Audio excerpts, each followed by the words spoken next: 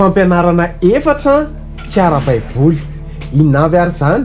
Izay indray jerentsika ao anatin'ity vidéo ity a. Aza miala ary manasanao anaraka an'izany hatramin'ny farany.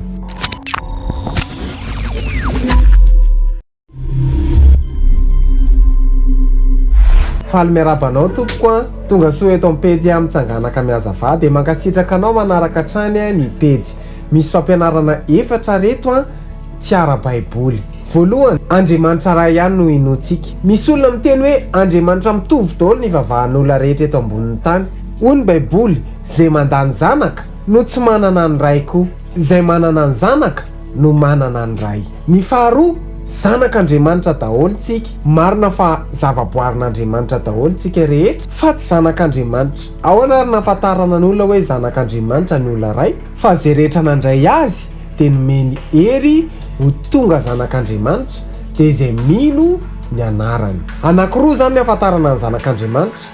Voalohany, izay rehetra nandray azy, ary faharoa izay mino ny anarany. Ny fampianarana tsy ara-baiboly fahatelo dia izao: tsy misy afo be na hoe tsy misy ny elo. Be dia be ny olona miteny hoe raha Andriamanitra fitiavana izy dia maninona na misy afo be? Raha tena feno fitiavana marina ve Andriamanitra dia hanamboatra afo be?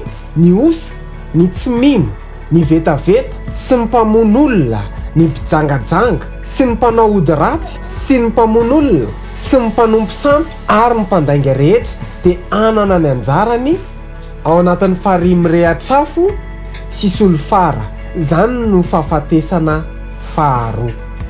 Ny fahefatra, makany am-paradisa daholo ny olona rehetra. Ny tena marina dia izao, tsy makany am-paradisa daholo ny olona rehetra, satria nahoana hoe ianao? Jesosy dia nanambara hoe tsy izay rehetra manao amiko hoe tompoko no hiditra amin'ny fanjakan'ny lanitra, fa izay manao ny sitrapony raiko izay any an-danitra. Misaotra anao nanaraka ny vidéo hatramin'ny farany a.